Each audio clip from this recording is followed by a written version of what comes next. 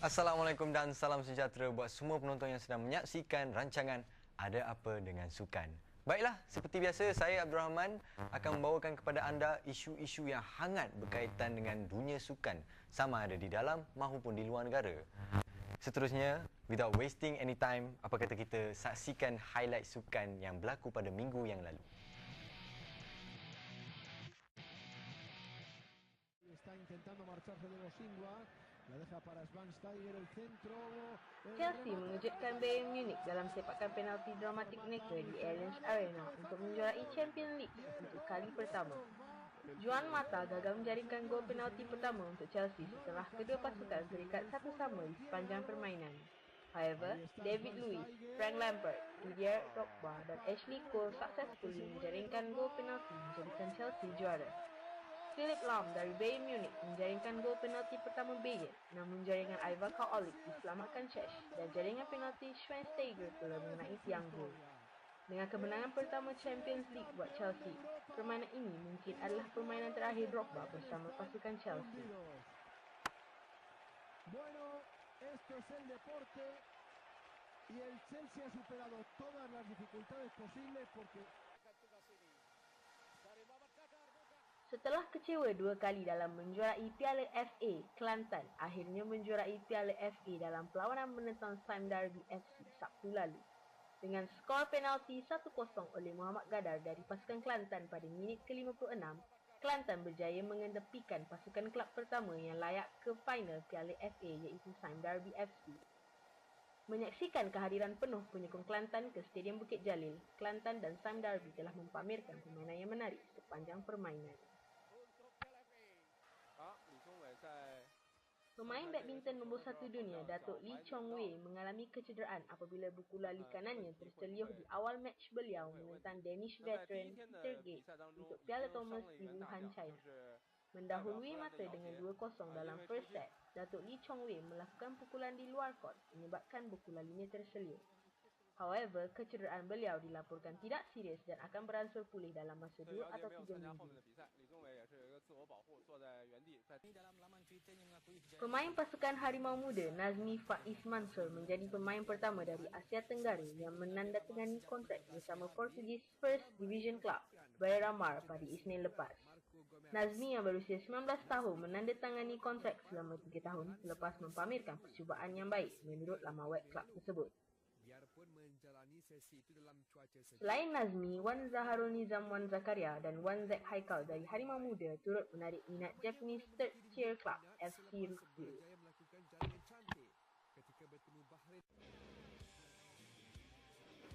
Juara dunia Sepanyol 2010, George Lorenzo menjuarai French MotoGP di Le Mans dan mengungguli kejuaraan di hadapan lebih dari 80,000 penonton di dalam keadaan hujan lebat. Yamaha rider berusia 25 tahun itu merekodkan kemenangan kedua untuk season ini dengan Italian Great Valentino Rossi untuk Ducati di tempat kedua dan Casey Stoner untuk Honda di tempat ketiga.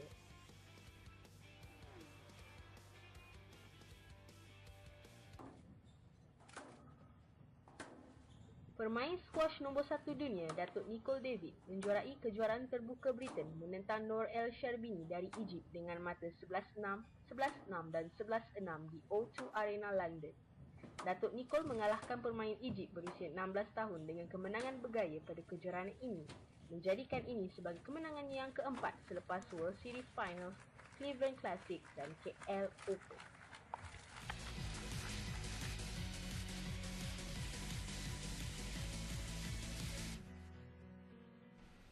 Welcome back to the show everyone. Bagaimana dengan highlight sukan pada minggu yang lalu? Saya pasti yang pada peminat sukan yang di luar sana confirm excited melihatnya semua ya. Baiklah, kita beralih ke isu pada minggu ini. Kita akan membincangkan tentang kejatuhan ranking skuad negara kita. Di dalam studio sekarang ini yang bersama saya iaitu Datuk Kiraja Gopal selaku Ketua Jurulatih untuk pasukan Malaysia dan juga Safiq Rahim sebagai Kapten pasukan Malaysia. Apa khabar? Sihat, Alhamdulillah. Yeah. I'm fine too. Terima kasih sebab datang di studio. Yeah, thanks. Baiklah, sebelum kita mengulas lebih mendalam berkaitan isu ini, Datuk, apa cerita tentang perkembangan tentang skuad negara kita? Terima kasih kerana menjemput kami ke sini. bersama? Absolutely. Pasukan skuad kita akan bermain dalam perlawanan persahabatan kelas A dengan beberapa negara ASEAN pada bulan April, Mei dan Jun. Another great news, Arsenal and Manchester City akan datang ke Malaysia pada bulan Julai nanti. Wow. So skuad negara akan berlawan dengan dia orang ni? Ya.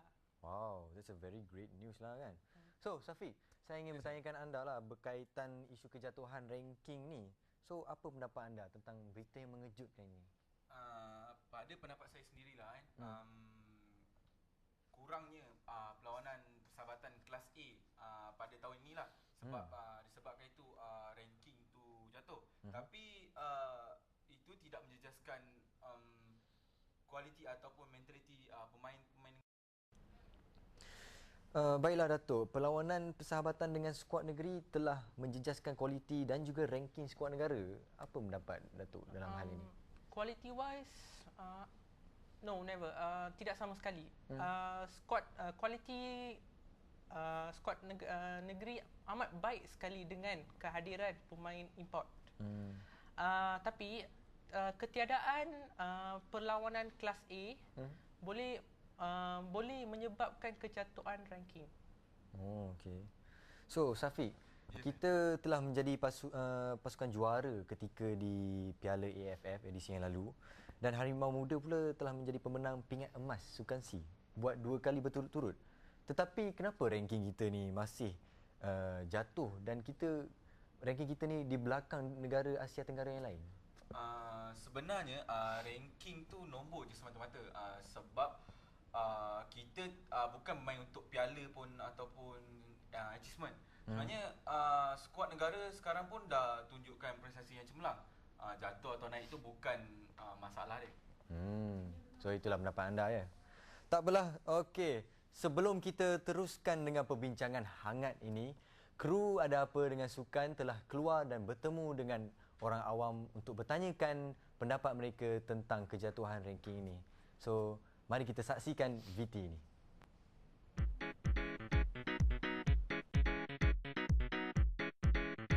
Terima kasih kepada Rakan Studio. Bersama saya, Rima Istiana Sari binti Jaiz. Saya sekarang berada di lokasi Jalan Tukar Penambang berhadapan dengan Sogo. Saya berada di sini untuk menanyakan kepada orang awam tentang kejatuhan ranking bola sepak Malaysia. Mari sama-sama kita bertanyakan kepada orang awam mengenai isu ini. Apa pendapat abang tentang reaksi kejatuhan bola sepak? Apa yang abang rasa? Takut ke? Perasaan kita bola sepak dan sekarang dah menurun jatuh. Saya rasa agak kecewa sikit lah tu. Sebab apa nak saya nak cakap-cakap kan, kata-kata. Kenapa abang kecewa? Dari segi apa abang kecewa? Pemain? Sebab main sekarang ni dengan macam-macam Malaysia ni tak fokus lah. Permainan ni semua buat dah tak ada dah nak lawan dengan pasukan lain. Tu dah macam tak macam dulu lagi dah. Sekarang tu dah macam Pendapat abang tentang kualiti permainan diorang, corak permainan tu macam mana? kualiti diorang bagus. Boleh perfect lah semua kan. Tapi ikut dari segi masing-masing diorang macam tak juga latihan tu. Saya rasa lah. Pasal bola sepak Malaysia, abang rasa siapa yang patut dipersalahkan tentang kejatuhan ranking bola sepak Malaysia? Rasanya FIM lah. FAM, kenapa? Sebab sebenarnya dalam bola sepak ni, kalau kita nak menguruskan organisasi bola sepak, contohnya sebenarnya dia kena daripada ex-player lah. Sebab dia orang lebih pengalaman pengurusan ni. Abang rasa Malaysia berpeluang tak untuk memenangi Piala AFF lagi tahun ni? Rasanya tak. Tak, kenapa? Abang yakin cakap yang tak menang? Sebab yang sebelum ni pun berdasarkan pada nasib sebenarnya. Sebab kualiti permainan tu sangat jauh. Abang rasa Malaysia boleh maju ke hadapan tak kalau diasah lagi dengan baik? Boleh, kena tukar pengurusan lah. Sekarang, abang rasa siapa yang patut dipersalahkan pasal hal ni? Saya rasa macam ni lah pada pendapat saya. FAM patut disalahkan pasal apa? Pasal saya kata macam tu. Pasal orang yang pegang pengurusan Malaysia sudah lama patut kena tukar lah, tukar-tukar cari orang lain pula ke apa kan. Okey, jadi abang rasa pasukan Malaysia ni boleh naik? Boleh ranking ni boleh naik ke atas lagi? Boleh naik, kalau kena dengan cara dia memang boleh naik. Jadi abang rasa FAM, apa yang patut FAM lakukan dalam hal ni? Patut dia buat Pembaharuan lah, pembaharuan lah, cari muka-muka baru yang tahu dalam bola sepak, bukan maknanya bukan orang politik jugalah. Jadi abang rasa Malaysia boleh tak rangkul kembali Piala AFF? Buat masa terdekat saya rasa mustahil lah. Mustahil Ha. Kenapa abang mesti yakin cakap macam tu? Pasal dengan keadaan ranking sekarang teruk sangat. Okey, sekarang kita telah mendengarkan isu tentang penjatuhan ranking bola sepak Malaysia. Jadi bersama saya Rima Senasari Mita kita kembali ke studio. Itu dia kata-kata yang datang daripada orang awam kita sendiri ya, tentang isu hangat kita pada minggu ini. So, Safiq Rahim, bagaimana perasaan anda setelah mendengar kata-kata mereka itu? Ianya sungguh menarik. Ianya sungguh menarik. Tapi rakyat Malaysia mempunyai fikiran yang berlainan. Ada yang orang sanggup pergi ke studio untuk menonton bola sepak negara, tak kisah berpusu-pusu ke sana ke sini. Yalah. Bagi saya penonton, saya amat berpuas hatilah bila tengok VT tadi kan. Pasukan kita bakal bermain dengan kelab EPL iaitu daripada Arsenal dan juga Manchester City tidak lama lagi ya Datuk. So what is the significance of the matches and adakah ia boleh menaikkan lagi ranking kita? Yeah, honestly, it will not help out our ranking. Tapi matches ni boleh menguji pemain kita. I mean, especially pemain baru. And then kita juga boleh menambah experience dengan bermain against pemain terkemuka English Premier League. So, Safiq, anda setuju dengan kenyataan Datuk tadi? Sudah tentu saya setuju sebab EPL ni satu nama yang besar. Satu nama yang kalau kita cakap EPL semua tahu. Even budak kecil pun boleh tahu. So kalau tak salah kalau kita bermain di sana untuk mencari pengalaman. Betul. Dan pengalaman tu akan kita gunakan untuk bermain di negara kita. Baiklah, mari kita fokus ke salah seorang pemain negara kita iaitu Safi Salih yang kini dia berada di negara Indonesia untuk bermain bersama Pelita Jaya dan beliau juga menjadi ketua pasukan untuk pasukan tersebut. Bukankah ini boleh menaikkan lagi prestasi bola sepak Malaysia? Of course, Safi Salih membanggakan negara dan prestasi yang excellent di Pelita Jaya.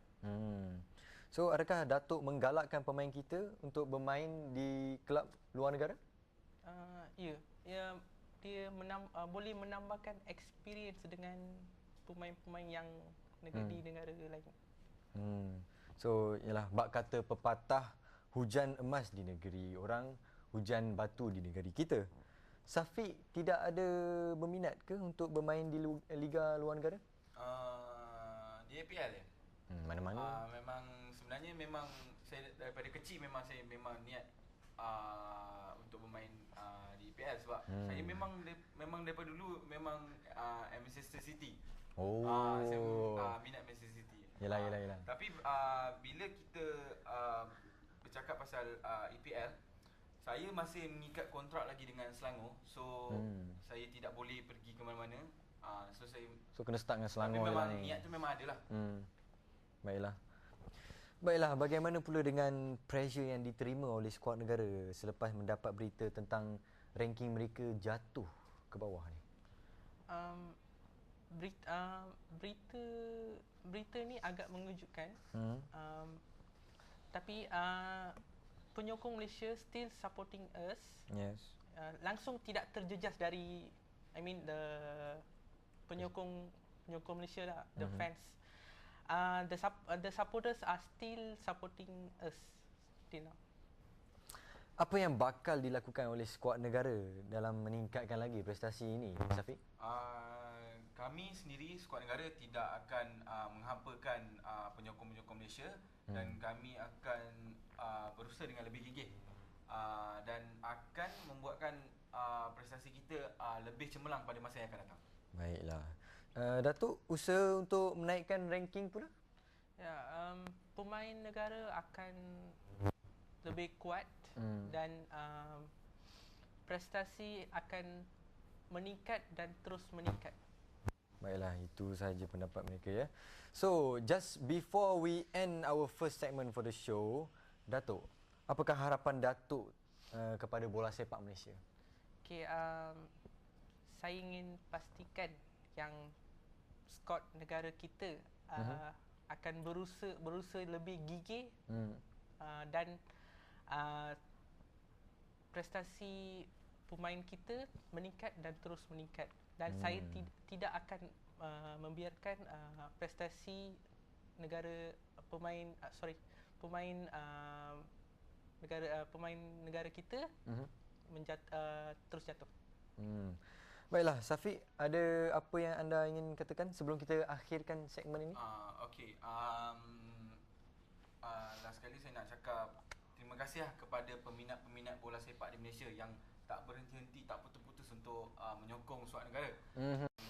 Saya cuma nak cakap datanglah beramai-ramai ke stadium bila ada perlawanan bola sepak, tanpa penyokong siapalah pemain bola sepak kan. So itulah saya harapkan untuk penyokong-penyokong dan peminat bola sepak tanah air.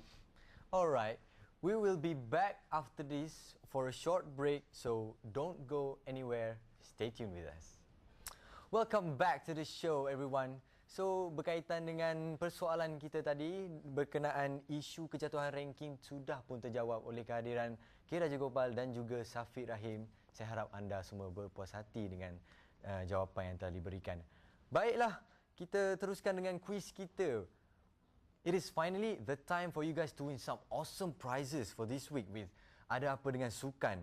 So, seperti biasa, hubungi kami di talian yang tertera di bawah ini dan jawab soalan yang paling senang sangat untuk memenangi hadiah seperti baju eksklusif Ada Apa Dengan Sukan dan juga voucher yang bernilai RM200. Baiklah, nampaknya kita ada panggilan di talian sekarang ini ya. Hello, siapa di sana? Hello, hi. Saya Nilofa buat panggil daripada Kaja. Oh, Nilofa. Soalan apa dia? Baiklah, anda sudah sedia ya Nilofa? Dah bersedia confirm. Okey, namakan kelab yang memenangi FA Cup untuk musim yang lepas. Kelab apa dia FA yang lepas? Okey, kejap saya rasa Chelsea. Yes, definitely will be Chelsea. Confirm sangat. Chelsea, betul ke Nilofa? Betul, confirm. Betul ya? Yes, congratulations. That is correct Nilofa. Anda telah memenangi t-shirt eksklusif kami dan juga anda menerima voucher RM200 daripada Adidas ya. Terima kasih kerana menghubungi kami. Baiklah, kita sudah ada caller yang kedua pula ya. Hello, siapa di sana? Saya Jamaluddin daripada Perlis ni. Jamaluddin daripada Perlis. Apa khabar di situ? Sihat alhamdulillah lah. Cik Rahman apa khabar? Saya pun baik. Okey, anda sudah bersedia dengan soalan kami? Saya daripada tadi memang tunggu rancangan ni. Ada apa dengan sukan ni memang saya suka sangat. Bagus. Diharap Encik jauhkan diri sikit daripada TV tu ya sebab dengar echo tadi. Oh sorry, maafkan saya. Okey, baiklah. Alright, kita teruskan dengan soalannya. Di manakah sukan Olimpik diadakan pada tahun 2004? Encik Jamaluddin. 2004? Masa tu saya dekat mana saya rasa kan tak apalah, China kot. China, betul ke Cik Jamaluddin ni? Absolutely betul. Saya dah fikir dari semalam dah. Maaflah Encik Jamaluddin, nampaknya soalan yang telah diberikan anda tidak dapat menjawab dengan betul. Alah. Tapi tak apa, anda boleh cuba lagi pada minggu hadapan ya Encik Jamaluddin. Terima kasih. Baik, sama-sama. Okey, kita ada caller yang seterusnya pula. Hello. Hello, hai, apa khabar? Siapa di sana? Saya Nash daripada Bangsa. Nash daripada Bangsa. Okey, anda sihat hari ini? Sihat sangat-sangat. Alright, anda sudah bersedia dengan soalan kami? Oh, 2 tahun bang dah sedia. Oh, 2 tahun ya. Baiklah, kita akan tanya soalan yang sama yang macam tadi ya. Di manakah sukan Olimpik pada tahun 2004 diadakan? Cik Nas. Saya rasa, saya tak tahulah betul ke tak, tapi saya rasa di Athens Green. Anda betul, Cik Nas. Tahniah. Yeah. Thank you. Alright, terima kasih sebab call kami ya, Cik Nas. Ya, terima Okey. kasih. Baiklah, Encik Nas tadi juga telah memenangi hadiah berupa t-shirt eksklusif Ada Apa Dengan Sukan dan juga memenangi voucher 200 Adidas. Unfortunately, kita sudah sampai ke penghujung rancangan Ada Apa Dengan Sukan. So I hope you guys enjoy for the show for this week and diharapkan lebih banyak lagi isu-isu yang menarik dan juga berita menarik tentang sukan yang kami akan siarkan pada minggu hadapan. Dengan ini, saya Abdul Rahman dan juga kru Ada Apa Dengan Sukan ingin mengucapkan ribuan terima kasih kepada anda semua yang setia menonton kami di sini. Dan akhir sekali saya ingin katakan, majulah sukan untuk negara. Assalamualaikum dan selamat malam.